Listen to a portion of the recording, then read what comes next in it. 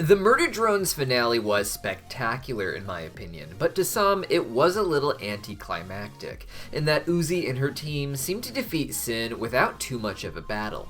Sin of course now lives within Uzi, but not everything is as it seems. The show left us with a lot of cryptic hints that something is not quite right with Uzi, but most mysterious of all is some fans recognize this image in the mirror that Uzi sees in the post-credit sequence as the holographic projectors that Sin uses. Could this mean this isn't our Uzi at all, but instead is another hologram projection? My name is Deepcut, robots call me Dronecut, and let's break down the theory that Sin actually won against Uzi and the other drones. Now, audiences were led to believe that what Sin wanted more than anything was the destruction of Copper 9.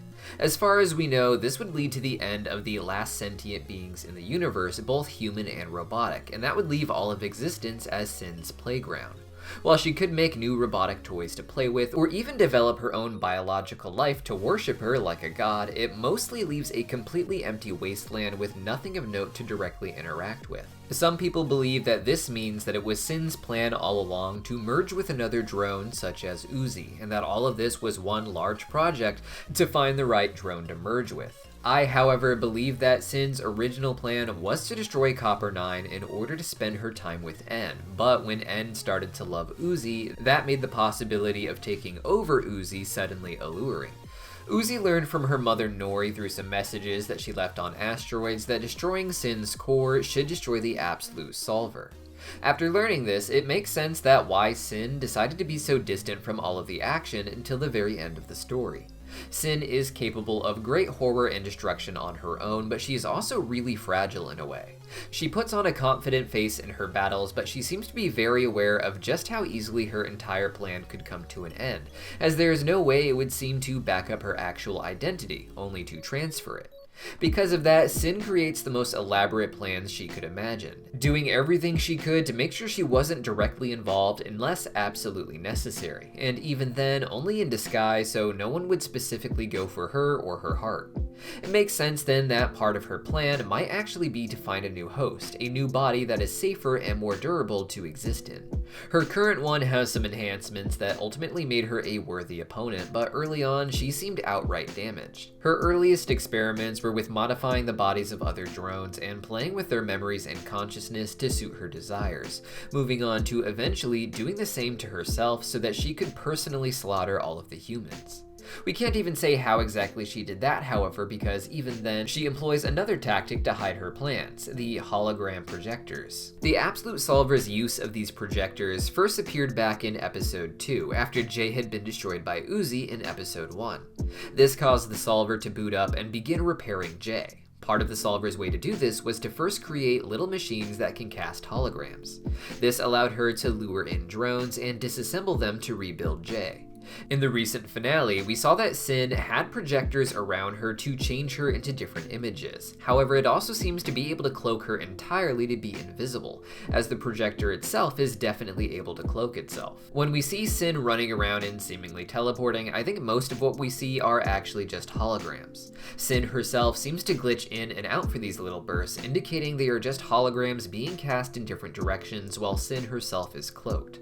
This allows her to run directly the very short distance to Uzi while making it look like she's appearing everywhere to confuse her, perhaps only becoming visible in the actual attack to prevent Uzi from using some sort of robot vision that can more accurately detect her when she goes invisible. She even uses this to completely change her image, tricking Uzi into thinking she actually hurt N. The power of the projectors allows her to very directly do what she wants while making it look like she's all over the place and rather unpredictable. When she slaughtered the humans, she may have done it in a really simple way, avoiding detection mostly because of her holograms confusing everyone into not knowing what was actually going on or what of her to attack. Though at some point she did seem to have some sort of mastery of this monster form. The point of this is really that the projectors are a very important part of Sin's identity and motives, showing very directly her desire to be able to just become other people, to trick others and suit her needs. This plays out without the projectors as well, such as we see with Sin trying to become Tessa.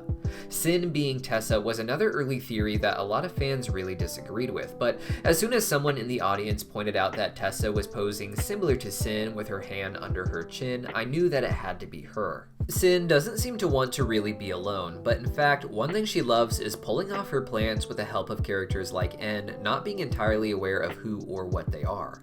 She likes seeing what he will do, how his more positive nature will influence things, and how it will change the way he reacts to her own plans for him. And a large part of that was likely because of Tessa. Tessa was the god of the drones in the mansion. She was the one who cared for them and doted on them and chose who was special and who was not.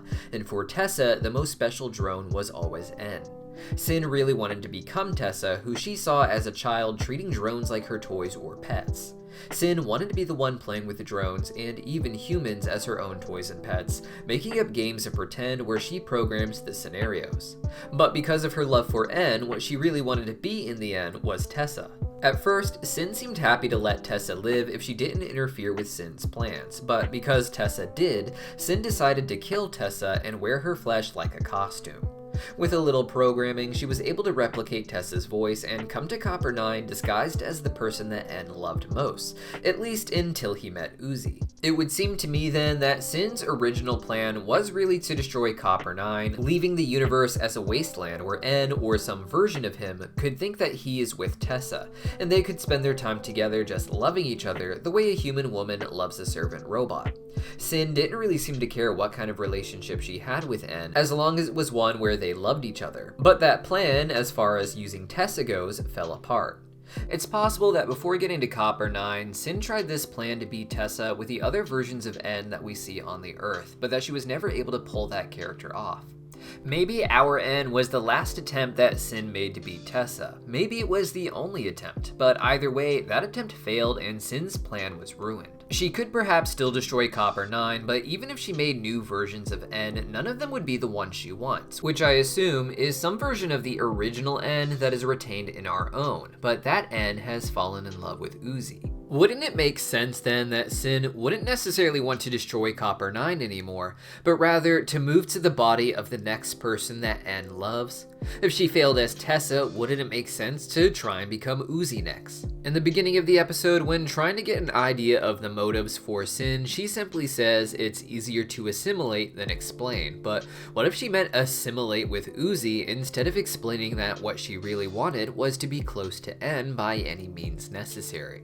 Uzi eats the heart of Sin, which causes their eyes to blend together, half purple and half yellow, but not everything is right from here. While Uzi acts like herself, claiming to be a damaged OC, there are hints that she's genuinely not alright, or not even truly herself. When she gives a presentation to the class, we see artwork she draws with images of the Absolute Solver that says "I'm not solved," something I mentioned in previous videos, hinting at the Absolute Solver having more control than we see. In most cases, Uzi and the Solver seem to share control of the body, with Uzi being the dominant identity presented, although that may be partially an act. When looking at her mirror in the locker, Uzi's eyes shift to full purple, indicating her own control, and her tail suddenly becomes yellow, the color of Sin, and uses Sin's voice.